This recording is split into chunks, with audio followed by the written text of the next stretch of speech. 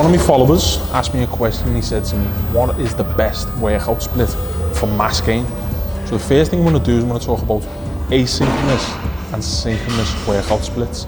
Now, an asynchronous workout split is one such as the classic 3-day split where you'll do Monday, Tuesday, Wednesday, you'll have a day off, and you'll work Friday, Saturday, Sunday, and you'll have a day off the Monday, where it's not synchronous to the 7-day week. Now, the pros to this is you can sometimes get a little bit more volume done, usually work about 6 days of the week, as opposed to 5 usually with a synchronous split. But what happens as a result is when it comes to like family dues or work requirements or things like this, it can get in the way a little bit. So it's not really as conducive when it comes to the general public in getting the right performance or optimal balance between work and life and gym. Now on the other hand, what you can look into is a synchronous split, and this is basically where it fits within the week. Okay, so this could be like a bro split, as you call them, where it's Monday, Tuesday, Wednesday, Thursday, Friday, and you work out over the 5 days, you'll have the weekend off. The benefit of this is obviously it fits within your week, so you can train before work, and if you've got to mind the kids in the morning on a Saturday or a Sunday, then you're still okay. On the other hand, a lot of the splits that people use, they don't really give enough volume to the muscle groups in question.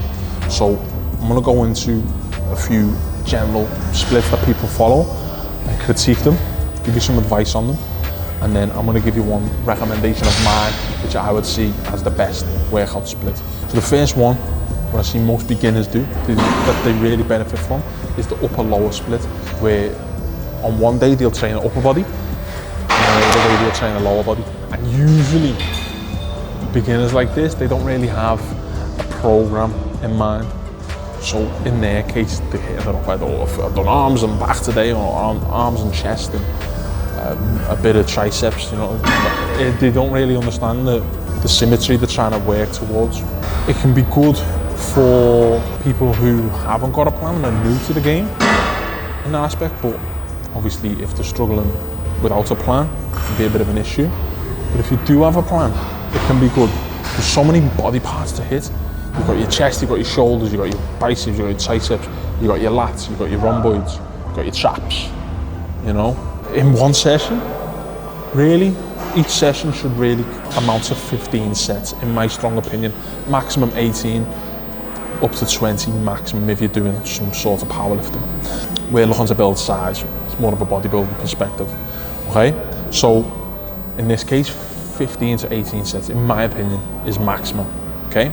12 to 18. If you want to give yourself a little bit of a variable, hitting 5 body parts during that time, it's not really feasible to give you the best amount of maximum volume you need to stimulate the best growth potential out of those muscle groups that you're working, okay? So then, okay, you're hitting 3 parts 3 times a week or whatever, it can be good.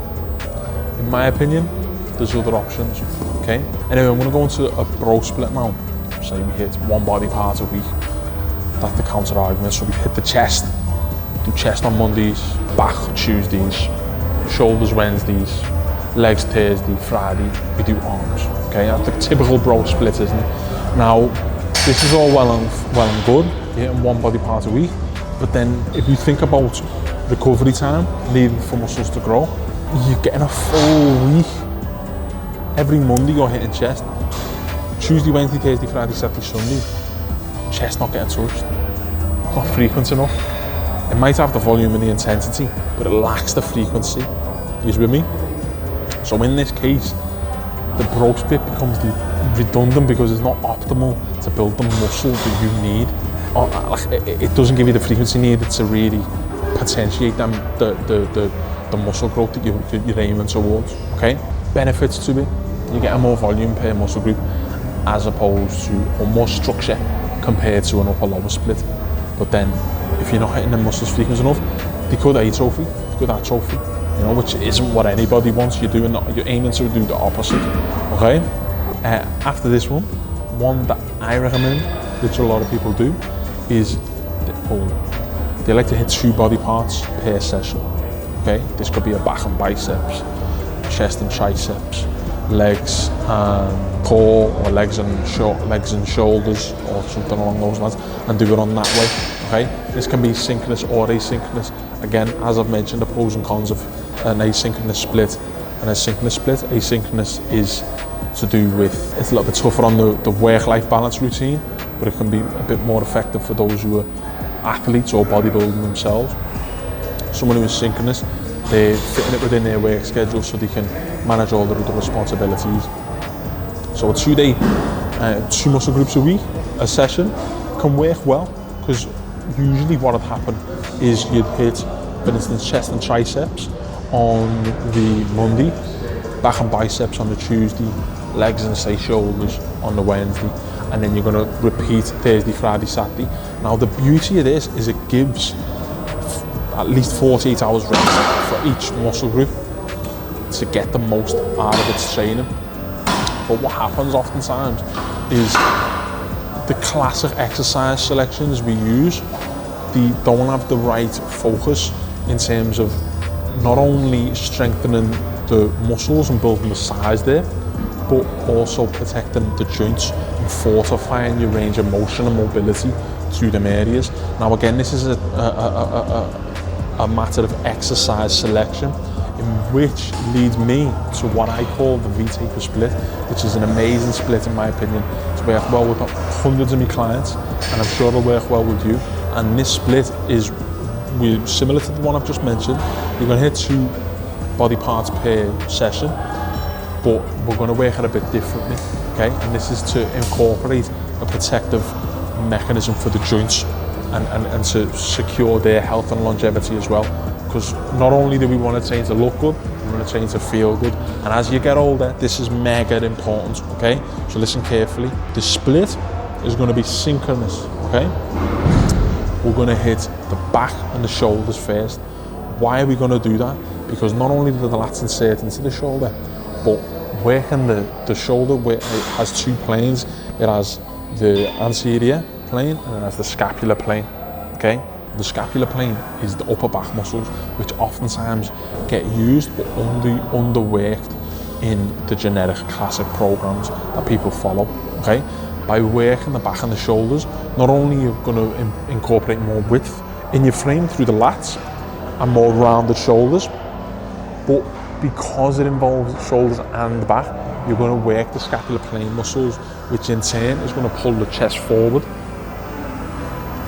ensure there's a nice safe posture in the shoulder joint itself.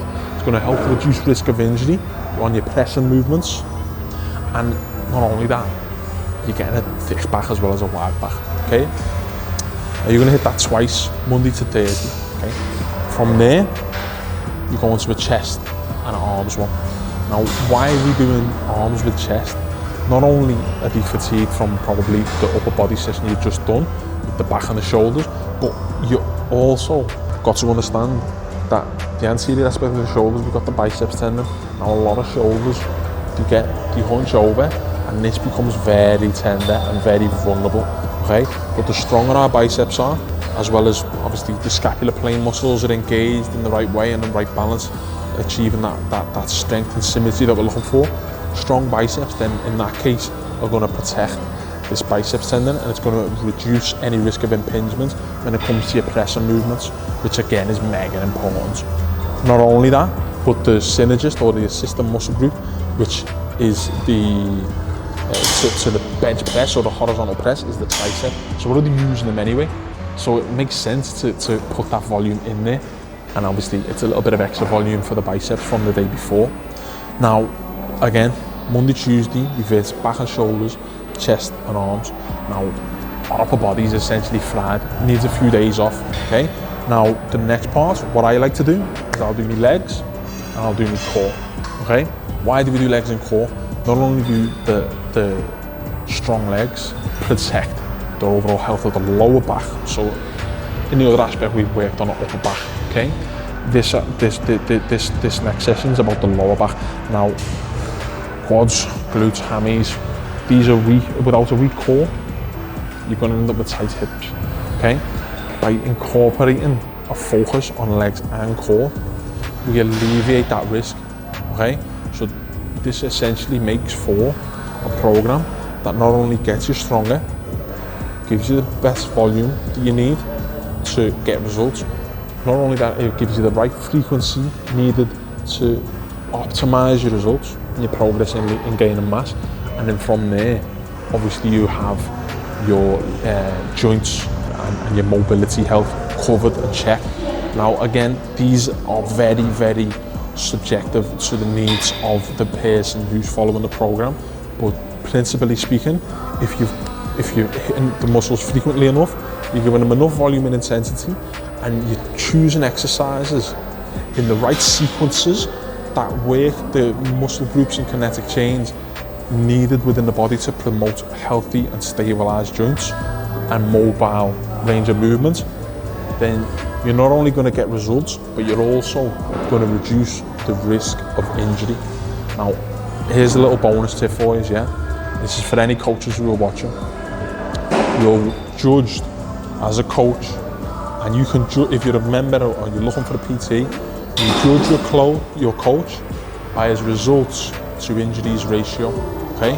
The more results he can get, and the least injuries he's created, or been a cause of, his programs have been a cause of, the better a coach he is. These principles that I've just mentioned are going to help you get the most results with the least amount of injuries, and as a result, hey ho, you've got yourself a success machine, okay? Hope you like this video, gang. It's obviously a long-winded one, but very beneficial. Be sure to read over again and take some notes. And if you did like this, be sure to click the link in the description. It's called The 38 Laws of Strength and Power. It's a book that I wrote with tons of tips like this that'll really help you become your best physical version, okay? So thanks a lot, and I'll see you in the next one.